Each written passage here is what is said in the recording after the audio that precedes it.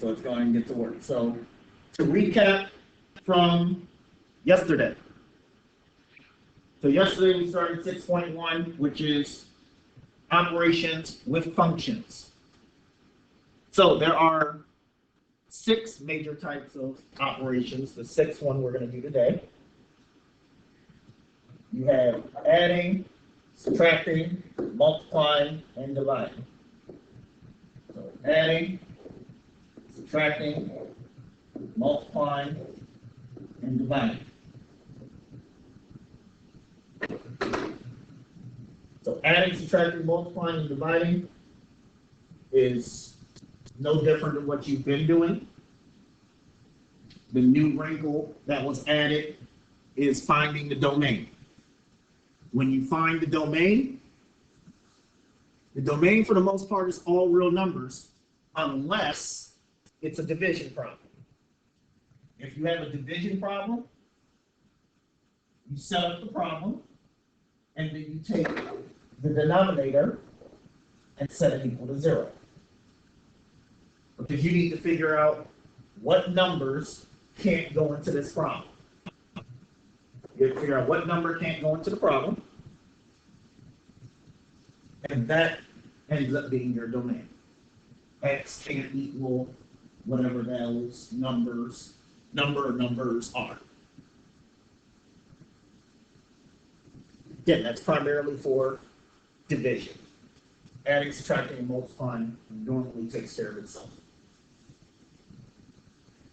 So those are the first 4 operations.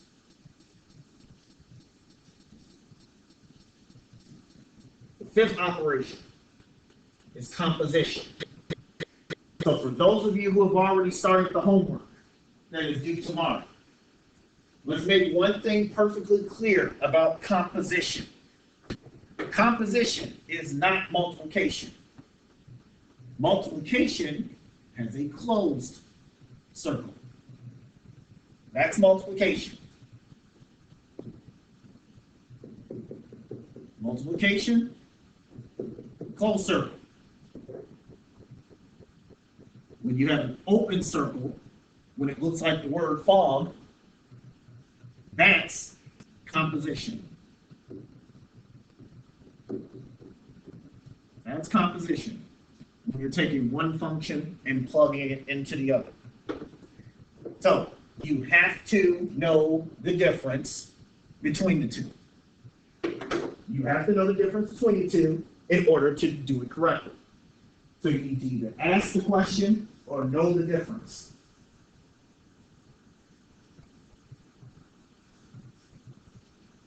Because if it's a composition problem and you multiply, chances are you're about to get the problem wrong. So you gotta speak up and you gotta ask. So on yesterday, we did 3 examples of doing composition.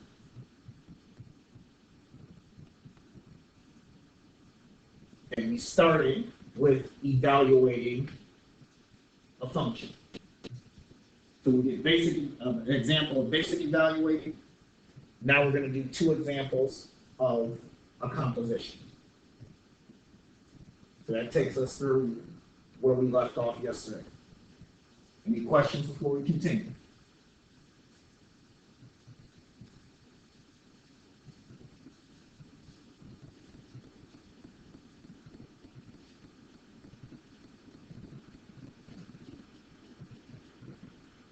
Then let's do some composition. Let's see something in the chat. Make sure I get that. All right, I don't know if Colin is still here. If Colin's still here, then yeah, just head to your doctor's appointment and check the notes. But, example 9. For problem 9, you have f of g of -2. This is a composition problem.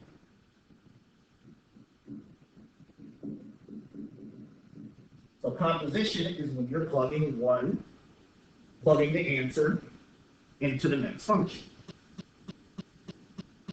For composition, you start from the inside and work your way out. So -2, you're going to plug it into the g function. Take -2, plug it into the g function. So there's your g function right there. -2 squared minus 5 times -2 plus 4. So it's 4 plus 10 plus 4, 18.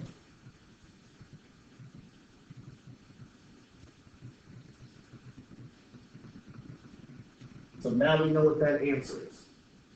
18. Yes, Tori? Huh? No. Example 8 was subtraction with multiplication. 9 and 10 are composition problems. So, especially in your case, because I wasn't happy with your test score either, you need to know what the notation is. I wasn't happy with yours either.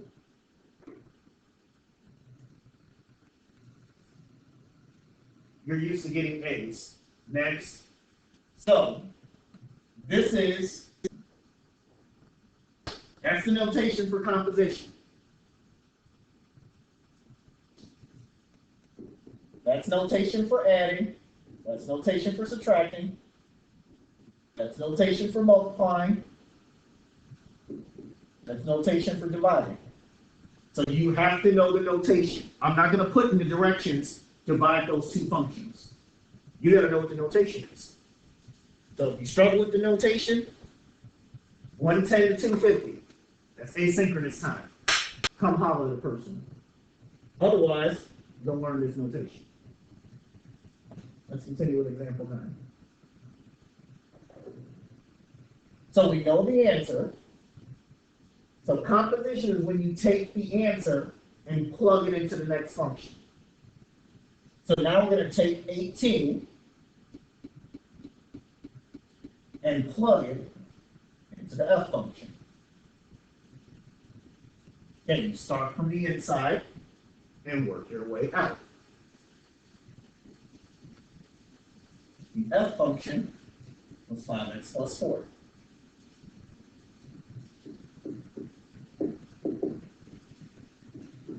Five times 18 plus 4. 90 plus 4 is 94.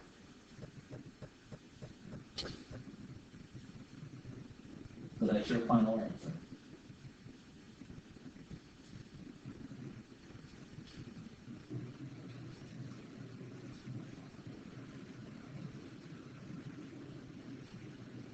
Composition problems are multiple step problems.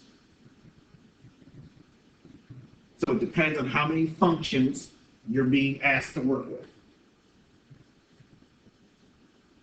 So example 9, there was 2 functions. So that means you're solving 2 times. Example 10, there's 3 functions, which means we're about to solve 3 times. Any questions before we continue?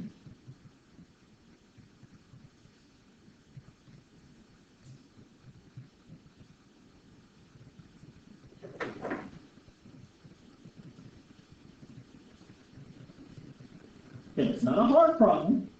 It's a pay attention to what you're doing problem.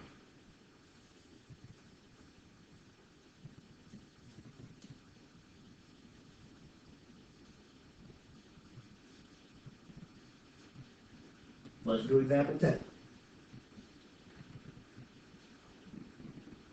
Example 10. So you have h of f of g of 3. So this is a composition problem. Those open circles are telling you that it's a composition problem.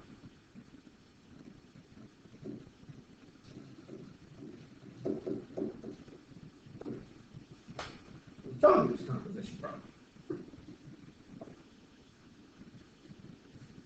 So 3 is the number that we're working with, or at least we're starting with. Start from the inside, work your way out. Take 3, plug it into the G function.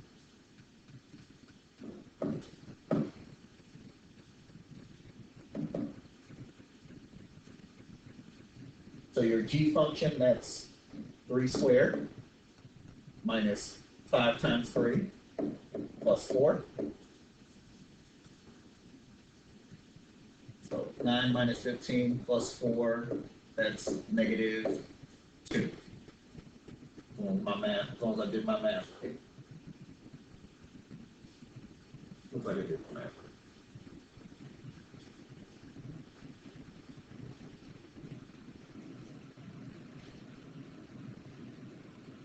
So we took care of the G.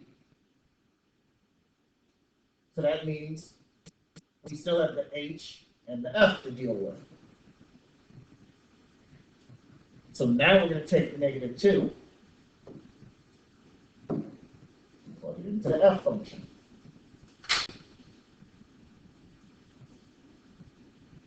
Then keep working your way out.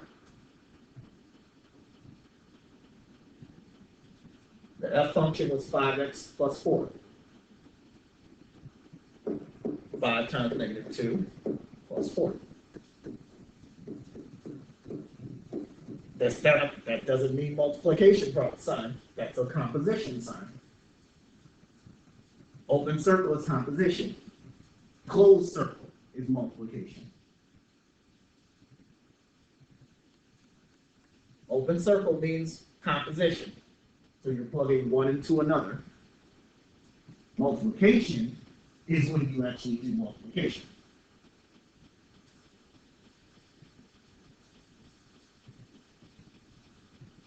Now we do 5 times negative 2 because the F function is 5x plus 4. 5 times x plus 4.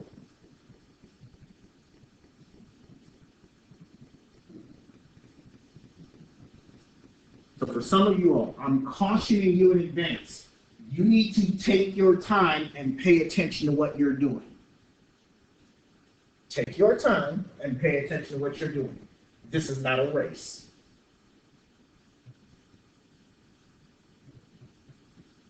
Remember, take the time to do it right, or you're going to take the time to do it over.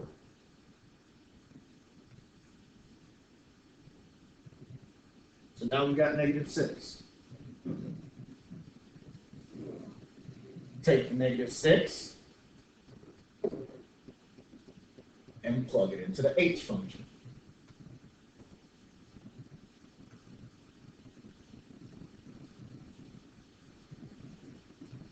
Here's our innocent little H function. That's negative 1/2 times negative 6 minus 7. Negative 1/2 times negative 6 is 3. 3 minus 7 is negative 4. There's no more functions I need to plug into. So there's your final answer.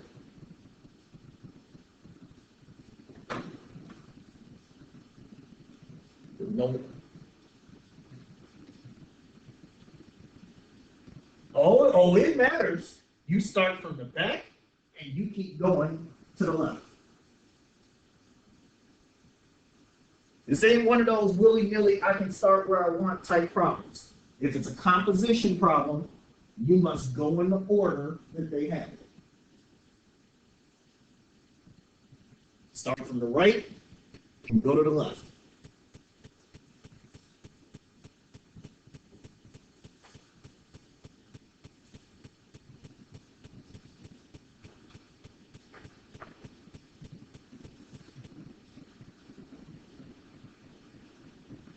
So for some of you, if you're struggling right now, good. That's okay. It's okay to struggle. Nobody's perfect. But now that means you got to put in that work. Any questions 8, 9, or 10 before we change those pages?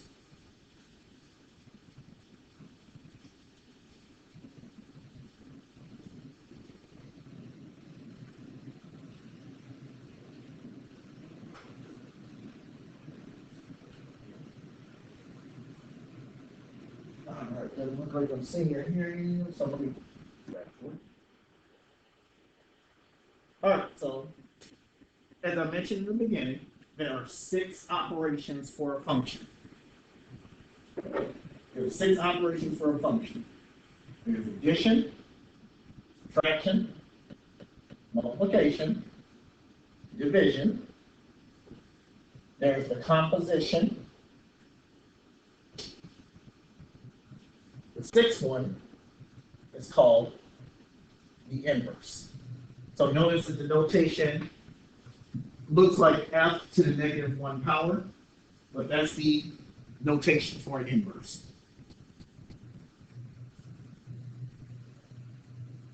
So inverse simply means the opposite. Inverse simply means the opposite.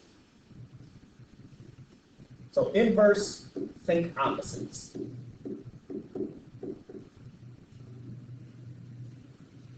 Think of the opposite. So we're going to start off with something very simple, ordered pairs. Very, very simple, ordered pairs. So inverse means opposite. So let's say we have -2, 9, 4, -1, -5, 8, and 7, 0. So what does that mean? That means if I take -2, plug it into whatever function it says, I get 9 back. If I take 4, plug it into the function, I get -1 back. Plug in -5, get 8. Plug in 7, get 0. That's what the ordered pair means. So if you are given a set of ordered pairs, then you just need to switch the x and y values.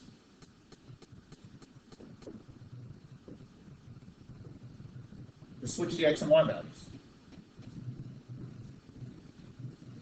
So if you have a set of ordered pairs, the inverse, for this example, instead of -2, 9, that's 9, -2. Just switch the numbers. -1, 4. 8, -5. 0, 7. There's your inverse. That's the opposite of those ordered pairs.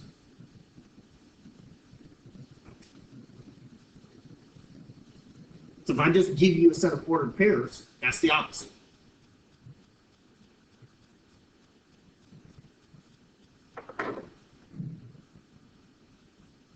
Now that's simple. Don't think that everything is that simple. If it's ordered pairs, there's any questions before we continue?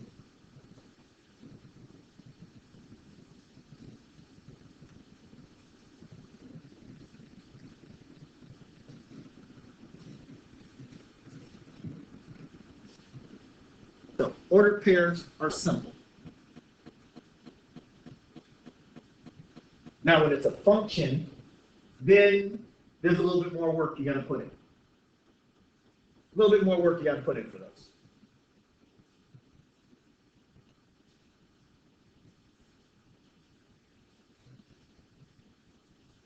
So let's look at a function.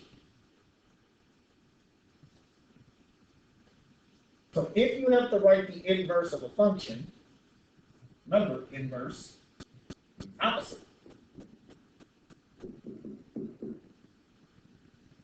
So here's how we write the opposite function.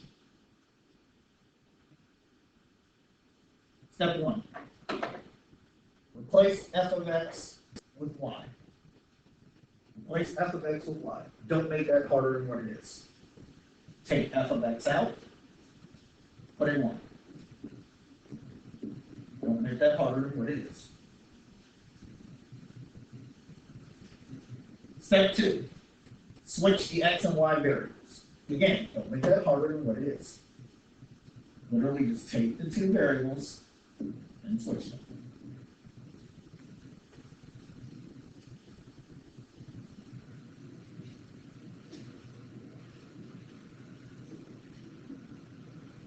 Step 3, solve the equation for y.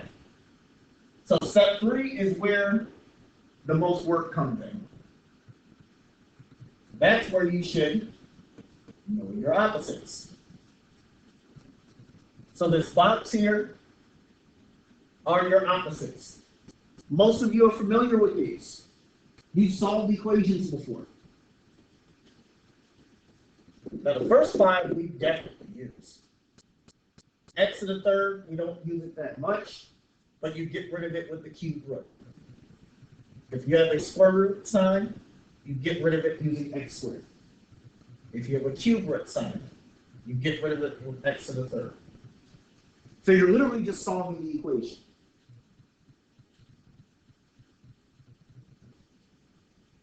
So for this problem right here,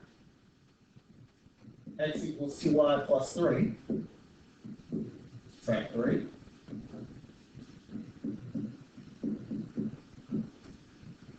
Divide by 2.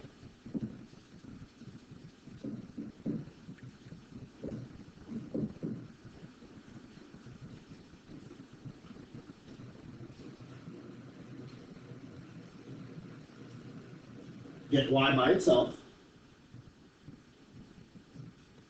Last step, replace y with f inverse of x. So you must replace it with the notation that it goes with. So inverse notation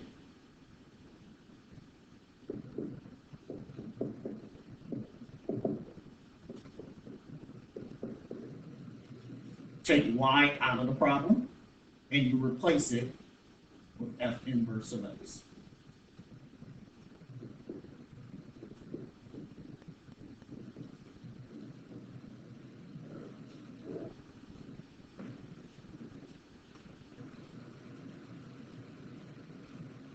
That's it, problem's over. That's how you write the inverse.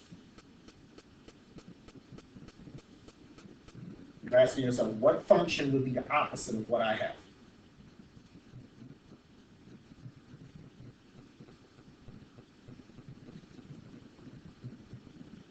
So if you're asking yourself, how do I know that I did it correctly?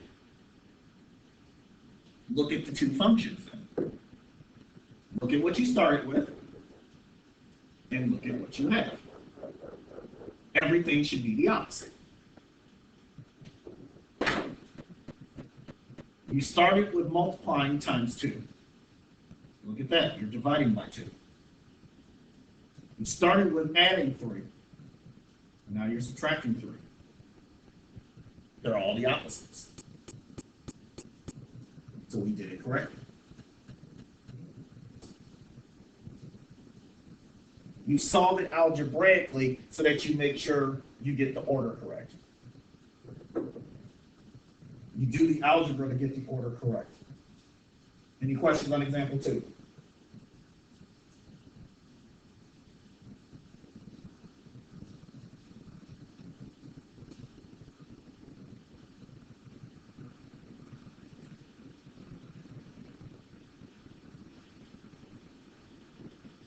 All right, now here, not seeing anybody do example 3. So if example 3 looks familiar, it's because that was the problem from your test. That was the extra credit problem. You just didn't know you were finding the inverse yet. Roll this up a little bit so I have some space. That's the problem from the test. Except I didn't give it to you as f of x equals 4x squared minus 5. I gave it to you as y equals 4x squared minus 5. So I did the first step for you. Change f of x to y. I did that one for you.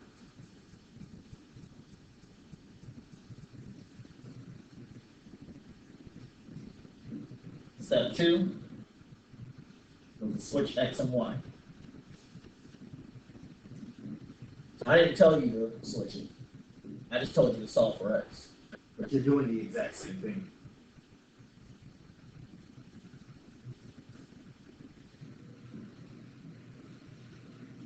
Step 3, solve for y.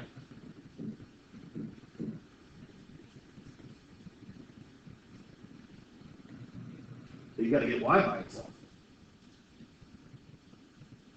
So that's adding 5 on both sides.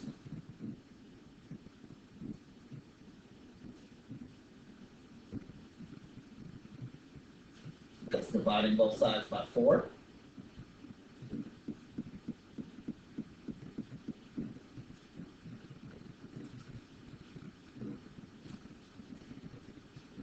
And that's taking the square root of both sides.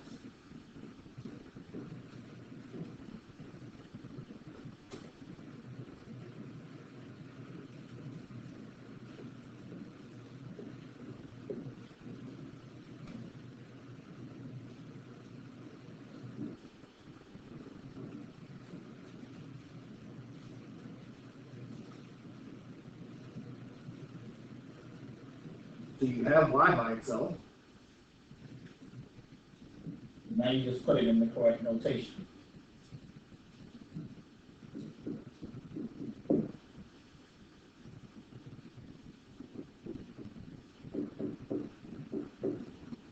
Square root of x plus 5 over 4. I think there was one person who wrote it as the square root of x plus 5 over 2. That works.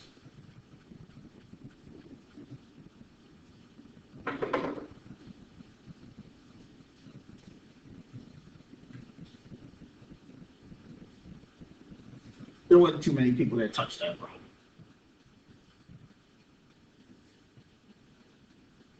Be like that.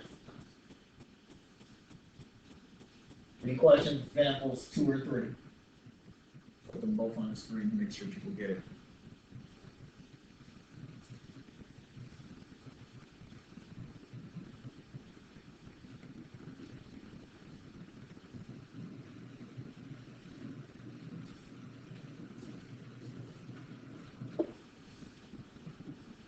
Okay, it's not a hard problem. It's just a problem that requires you to put in a little bit of work.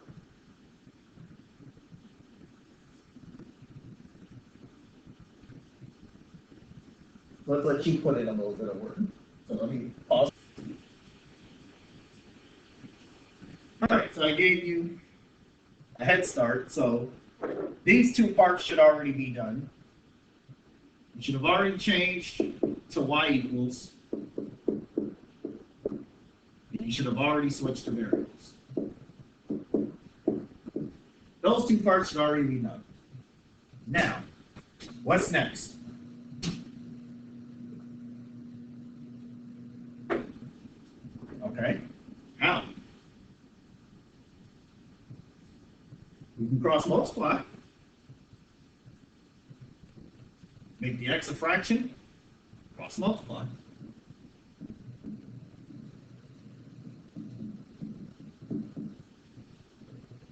So x times 2 is 2x.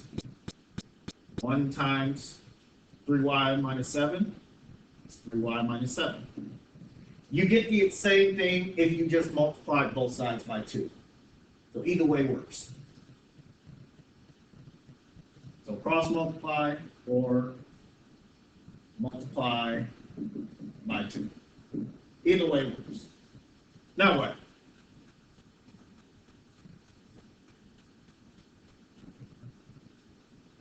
Add 7 to both sides, so 2x plus 7 equals 3y. Then what? Divide by 3. So 2x plus 7 over 3 equals y.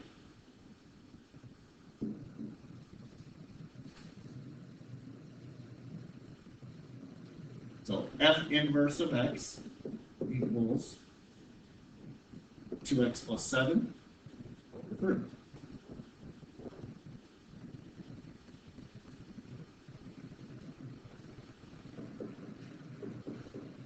Any questions with example 4?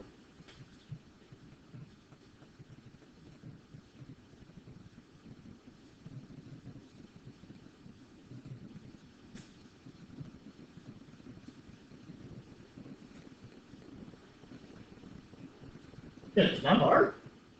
You just need to know your opposites. Not hard, just know your opposites. Let's do it again. All right, so I'll take care of the two easy steps. Change f of x to y equals. And switch x and y.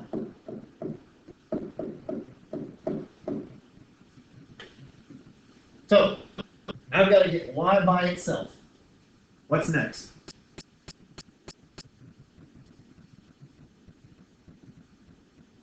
Take the square root.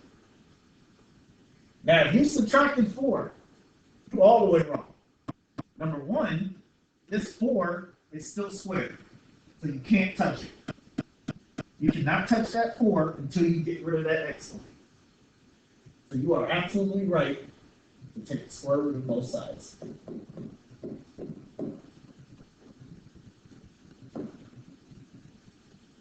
Square root drops out.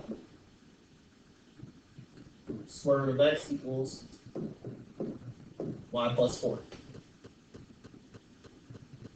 Now what?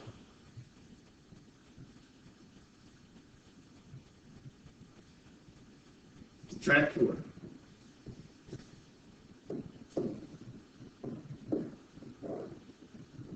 Square root of x minus 4 equals y.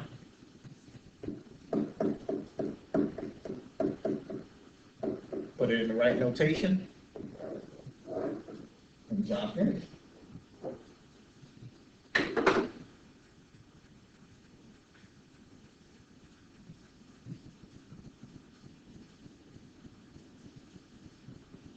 Question on example 5.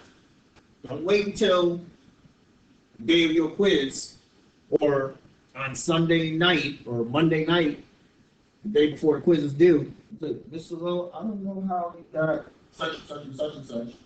Don't wait till then. If you don't click, ask.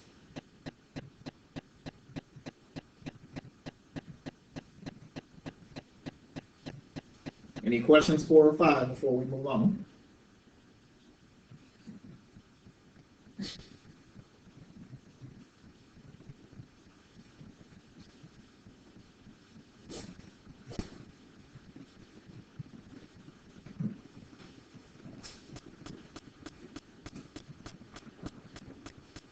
All right. So the first 5 problems, the easy one and the 4 rewrites, is how we write an inverse function. The flip side of that is how do we prove an inverse function? How do we verify it? So, there are 2 ways that we can verify a function. Verify an inverse. Using a graph and doing it algebraically. So, we're going to use a graph first. Now, when you verify using a graph yourself, you're going to be typing the graph into your graphing calculator and verifying it. So you won't necessarily have to graph it yourself. But let's verify inverses. So look at examples 1, 2, and 3. So they already have graphs on them. So I'm tracing the graphs that are already there in yellow highlight. So I'm tracing the graphs that are already there.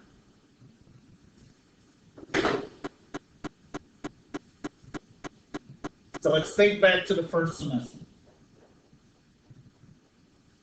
First semester, the vertical line test was used to see whether a graph could be a function.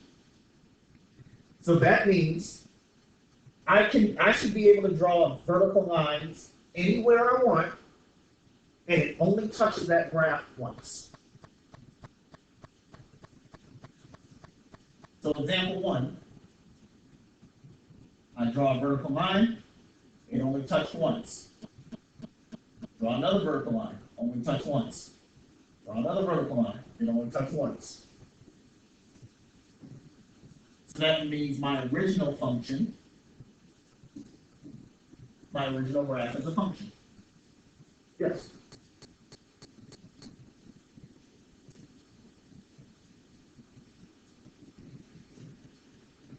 Example 2, same thing. I should be able to draw a vertical line anywhere I want, and it only touches the graph once. I drew it right there, it touched it once. I drew it there, it touched it twice. It failed. No. In order for it to be yes, it's got to work all the time. It's got to work all the time. Example 3, no matter where I draw it, no work.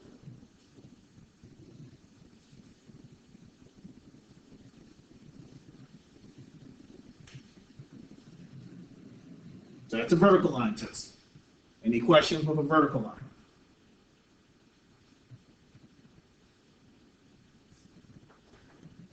Again, that's what we did first semester.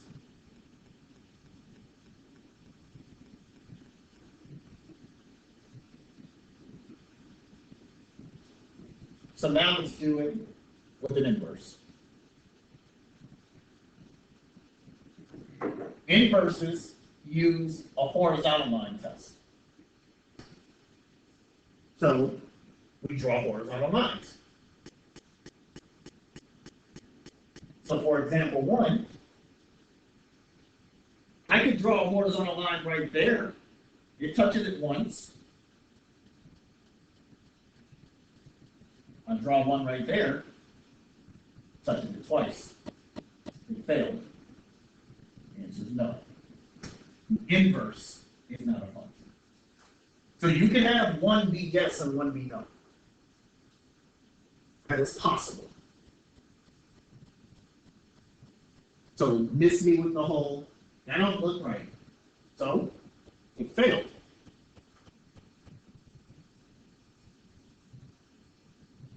Don't have to look right. It either satisfies or it doesn't. Example 2. Again, horizontal line test. I drew a horizontal line. It touched it there and there. Oops, failed.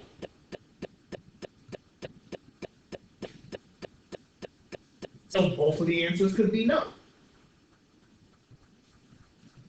No.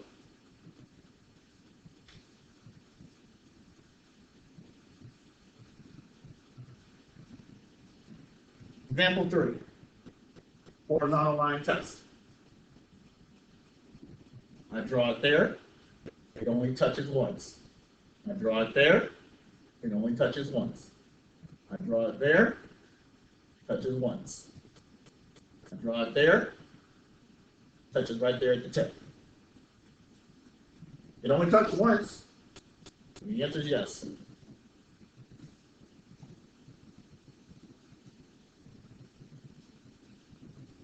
So yes, you can get a situation where both of them are the answer is yes.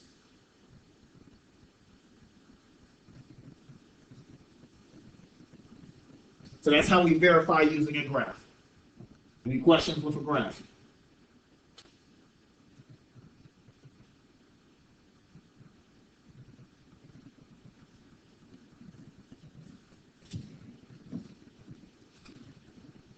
Definitely have to know how to work it with a graph,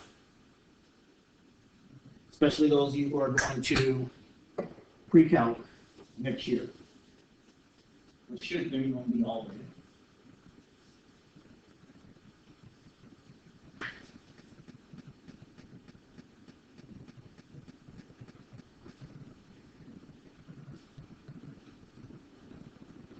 So that's graphically. Let's do it algebraically. So algebraically, we'll do one today and one on Thursday. So algebraically uses function composition. So this is one place where function composition gets used. So if two functions are inverses, you should be able to take one, plug it into the other, and get the answer of x. And then when you reverse it, you still get the answer of x. You must do it both times. So you plug one into the other, get the answer of x, reverse it, and still get the answer of x. It must happen twice. It must happen twice. So if one works and one doesn't, it fails. If one works and one doesn't, it fails.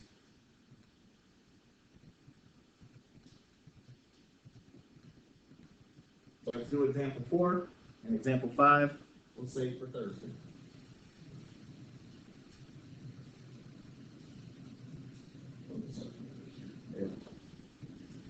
So example 4.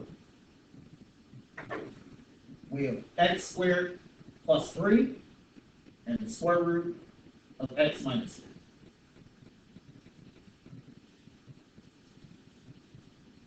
So first you have f of g of x.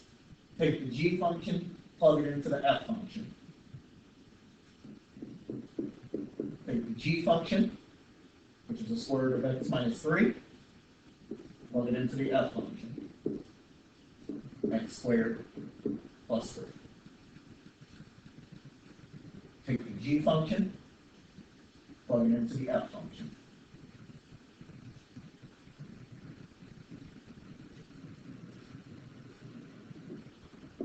Let's see what happens.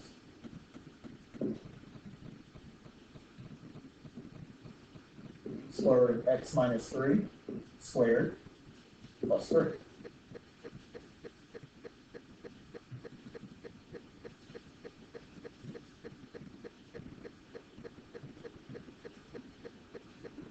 Plug it in, let's use some algebra.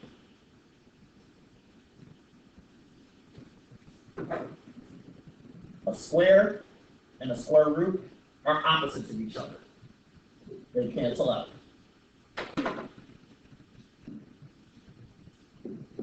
X minus 3 plus 3, which is x. Can't verify.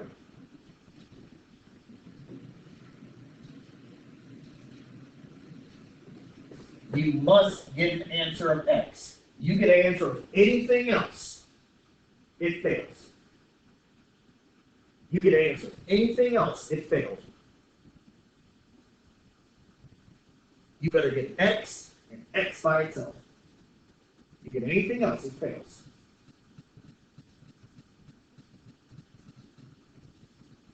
But since it passed, let's do it the other way around. Take an f function and plug it into g. We'll take the f function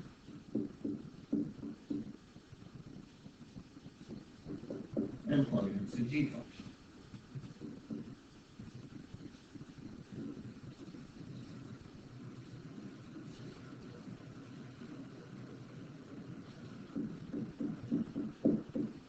So let's make that happen.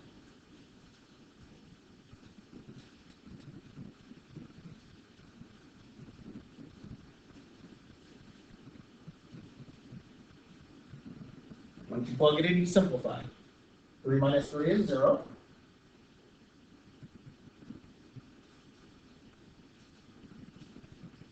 A square and a square root are opposites of each other. They drop out. You've got x. That's exactly what I needed. So are the inverses? Yes.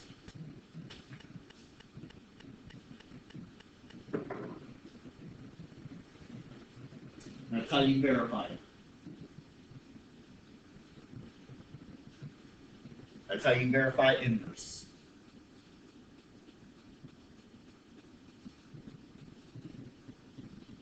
Any questions? Example 4.